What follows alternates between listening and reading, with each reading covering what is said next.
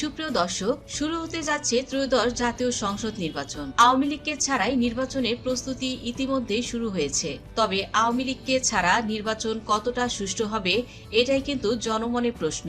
তবে আওয়ামী লীগ নির্বাচনে অংশগ্রহণ করুক বা না করুক, আওয়ামী লীগ ছাড়া কখনোই নির্বাচন সম্ভব নয়। এবং যতই বলা হচ্ছে আওয়ামী লীগ নির্বাচনে অংশগ্রহণ করবে না এবং ফেব্রুয়ারির 12 তারিখেই নির্বাচন অনুষ্ঠিত হবে, ভেতরের খবর হলো আওয়ামী লীগকে ছাড়া কখনোই নির্বাচন অনুষ্ঠিত হবে না এবং কোনো না কোনো ভাবে এই নির্বাচন বানচাল হবেই হবে।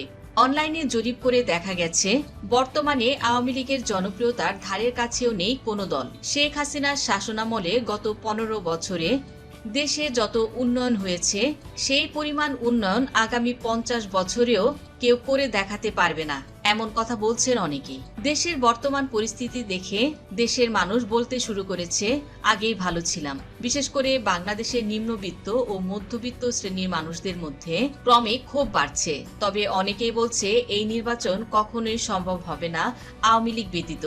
যতই ভোটের প্রস্তুতি নেওয়া হোক না কেন আর যতই আওয়ামী লীগ বিহীন মনোনয়নপত্র জমা দেওয়া হোক না কেন, ফলাফল স্বরূপ নির্বাচনের আগেই কিন্তু এই নির্বাচনটি বানচাল হওয়ার সম্ভাবনা রয়েছে। এটা কিন্তু ভেতরের খবর। যত দিন যাবে আওয়ামী লীগের জনপ্রিয়তা ততই বাড়তে থাকবে। আর এই কথাটি আওয়ামী লীগের কথা নয়, আর বিএনপি থেকেও অনেকে কিন্তু এই কথাটি বলে আসছে। তাছাড়া 5ই আগস্টের পরেও অনেক বেশি জনপ্রিয়তা বেড়েছে আওয়ামী লীগের। তাহলে এই 2 বছরে আওয়ামী লীগের জনপ্রিয়তা অতীতের সকল রেকর্ডকেও ছাড়িয়ে যেতে পারে।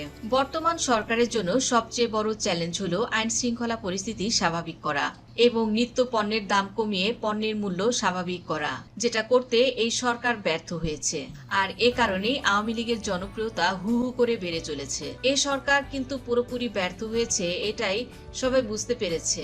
এ কারণেই সবাই চায় আওয়ামী লীগকে ছাড়া কোনোভাবেই যেন নির্বাচন না হোক। তো আওয়ামী লীগকে নির্বাচনে দেখতে চায় দেশের কত শতাংশ ভোটার, এই নিয়ে একটি জনমত জরিপ হয়ে গেছে। তো বন্ধুরা, চলুন এই জরিপটি এখন আমরা দেখে নিই। এই জরিপটি পরিচালিত হয়েছে দেশ ও গ্রামের শহরের ভোটারদের নিয়ে। একটি সুনির্দিষ্ট ও বৈজ্ঞানিক পদ্ধতি অবলম্বন করেই মূলত এই জরিপটি করা হয়। সমীক্ষার তথ্য অনুযায়ী মোট ভোটারের মধ্যে 60% হচ্ছে গ্রামীণ অঞ্চলের এবং 40% হচ্ছে শহর অঞ্চলের বাসিন্দা।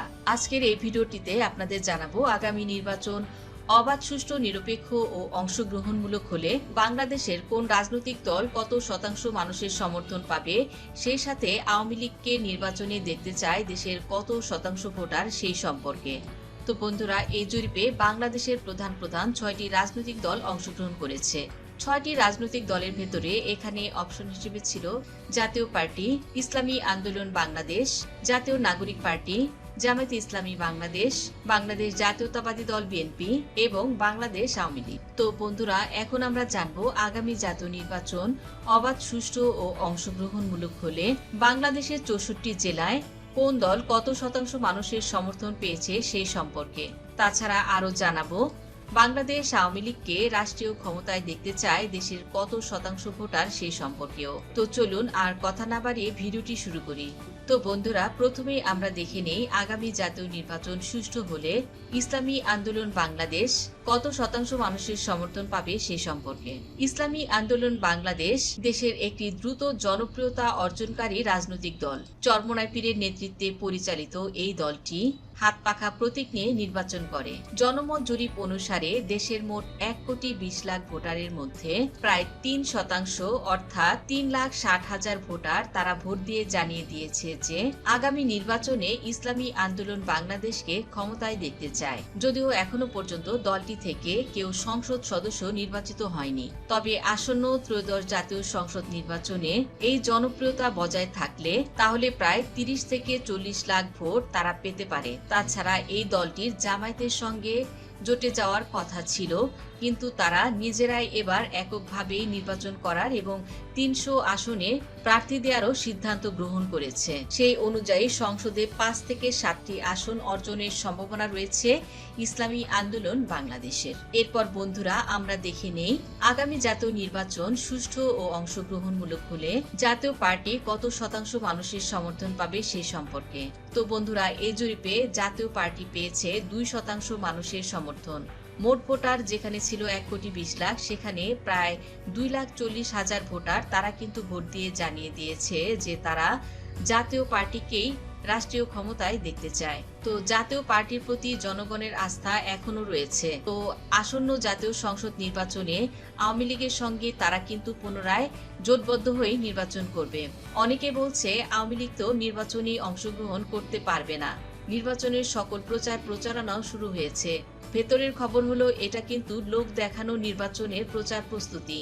মূলত কোনোভাবেই আওয়ামী লীগকে ছাড়া নির্বাচন হতে দেয়া হবে না। তো জাতীয় পার্টি যদি আওয়ামী লীগের সঙ্গে নির্বাচন করে, তো জাতীয় পার্টি 15 থেকে 20টি আসন পাওয়ার সম্ভাবনা রয়েছে এখনো। আর এককভাবে নির্বাচন করলে রংপুর অঞ্চলের কয়েকটি আসন তারা তো অবশ্যই পাবে। তারপর চলুন বন্ধুরা এবার জেনে নেওয়া যাক জাতীয় নাগরিক পার্টি। যদিও জাতীয় নাগরিক পার্টি তারা কিন্তু আপনারা জানেন জামায়াতের সঙ্গে নির্বাচন করবে জোটবদ্ধ হয়ে। জামায়াত প্রথমে জাতীয় নাগরিক পার্টিকে 30টি আসন দেওয়ার কথা বলছিল, এখন কিন্তু জামায়াত আবার পাল্টে খেয়েছে, সেখানে জাতীয় নাগরিক পার্টিকে তারা মাত্র 10টি আসন দিতে চাচ্ছে। এতে করে বোঝা যাচ্ছে জাতীয় নাগরিক পার্টি তারা কিন্তু আসলে প্রচুর দুর্বল দল। তো জাতীয় নাগরিক পার্টি এবার জামায়াতের সঙ্গে নির্বাচন করবে এবং এই জরিপে জাতীয় নাগরিক পার্টি পেয়েছে মাত্র 0% ভোট। তো আপনারা বলতে পারেন যেহেতু নাগরিক পার্টি এবং জামায়াত তারা তো একই সঙ্গে ভোট দিচ্ছে, তো আলাদা করে কেন দেখানো হলো? তো এখানে আসলে জাতীয় নাগরিক পার্টিকে রাখা হয়েছে মূলত তাদের জনপ্রিয়তা আসলে কতটুকু এটাই দেখানোর জন্য। জাতীয় নাগরিক পার্টিকে বাংলাদেশের কোনো ভোটারই তারা কিন্তু ভোট দিতে চায় না, অর্থাৎ এই জরিপে মাত্র 0% ভোট পেয়েছে জাতীয় নাগরিক পার্টি। মোট ভোটারের জাতীয় নাগরিক পার্টি পেয়েছে মাত্র 0%, অর্থাৎ মাত্র 25,000 ভোট পেয়েছে। যেখানে মোট ভোটার ছিল প্রায় 1,20,00,000, সেখানে 0% অর্থাৎ 25,000 ভোট পেয়েছে জাতীয় নাগরিক পার্টি। অর্থাৎ দেশের এই বাংলাদেশের প্রায় 25,000 মানুষ তারা চায় জাতীয় নাগরিক পার্টিকেই তারা ভোট দেবে। তো জামায়াতে ইসলামীর সঙ্গে জোটবদ্ধ হয়ে এই জাতীয় নাগরিক পার্টি এবারের নির্বাচনে অংশগ্রহণ করবে। তো এ পর্যায়ে দর্শক আপনাদের জানিয়ে দিচ্ছি বাংলাদেশ জামায়াতে ইসলামী কত শতাংশ মানুষের সমর্থন পাবে সেই সম্পর্কে। তো যেখানে মোট ভোটার ছিল প্রায় 1,20,00,000, সেখানে 11% মানুষ সমর্থন দিয়েছে বাংলাদেশ জামায়াতে ইসলামীকে। অর্থাৎ মোট ভোটারের জামায়াত ইসলামী বাংলাদেশ পেয়েছে 13,20,000-এর মতো ভোট।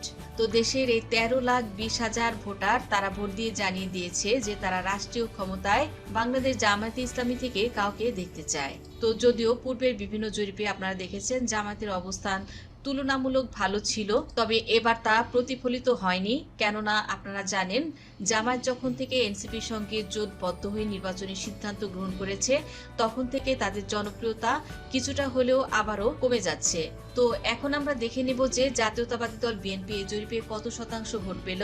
তো প্রিয় দর্শক আপনারা দেখতে পাচ্ছেন 1,20,00,000 ভোটারের মাঝে এই জরিপের ফলাফলে জাতীয়তাবাদী দল বিএনপি পেয়েছে 21% মানুষের সমর্থন।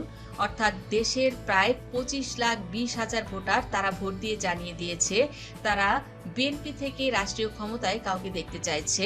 তারেক রহমান বাংলাদেশে আসার পর থেকে বিএনপির যেভাবে আমূল পরিবর্তন হয়েছে, দেশের বেশিরভাগ মানুষ তারা কিন্তু চাইছে তারেক রহমানকে ভোট দেবে এবং তারেক রহমান এখন কিন্তু বর্তমানে চেয়ারপারসন, তিনি বিএনপির জাতীয়তাবাদী দল বিএনপি থেকে তিনি চেয়ারপারসন হয়েছেন এবং তারেক রহমানকে ভোট দেবে দেশের 21% ভোটার। অর্থাৎ দেশের প্রায় 25,20,000 ভোটার তারা ভোট দিয়ে জানিয়ে দিয়েছে যে তারা তারেক রহমানকে রাষ্ট্রীয় ক্ষমতায় দেখতে চায়। তো বেগম খালেদা জিয়ার মৃত্যুর পর দলের জনপ্রিয়তা আগের চেয়ে আরো কিন্তু বেড়েছে যখন থেকে তারেক রহমান বাংলাদেশে পৌঁছেছেন। এছাড়া তারেক জিয়া সম্ভাব্য প্রধানমন্ত্রী পদে নির্বাচন করার ঘোষণাটিও দলের পক্ষে জনসমর্থন আরো বেশি বাড়িয়েছে বলে ধারণা করা হচ্ছে।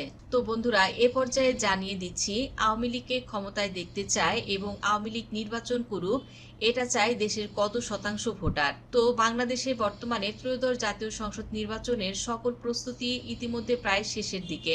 বাংলাদেশের 1,20,00,000 ভোটারের মাঝে এই জরিপে আপনারা দেখতে পাচ্ছেন প্রায় 70% মানুষ তারা কিন্তু চাইছে বাংলাদেশ আওয়ামী লীগই আবার রাষ্ট্রীয় ক্ষমতায় আসুক এবং দেশের 70% মানুষ তারা কিন্তু আওয়ামী লীগ যদি নির্বাচনে অংশগ্রহণ না করে, এই 70% মানুষ তারা কিন্তু নির্বাচনকে বয়কট করবে।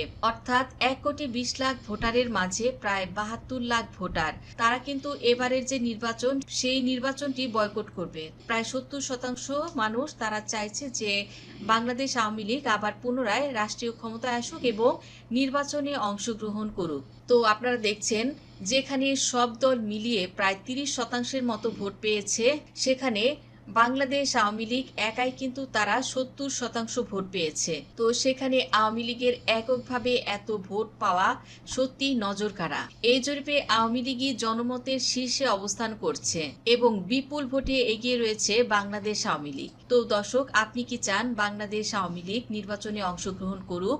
অবশ্যই আপনার মতামতটি জানিয়ে দিন। তো আওয়ামী লীগের যে বিশাল একটা ভোট ব্যাংক রয়েছে, প্রায় 70% মানুষ বাংলাদেশের, এই বাংলাদেশের এই ভোটাররা তারা যদি ভোট বয়কট করে, তো এই নির্বাচনটি আসলে কতটা সুষ্ঠু হবে এটাই কিন্তু বর্তমানে জনমনের প্রশ্ন। তো বন্ধুরা, ভিডিওটি ভালো লাগলে লাইক, কমেন্ট, শেয়ার করবেন। ধন্যবাদ দর্শক সম্পূর্ণ ভিডিওটি দেখার জন্য।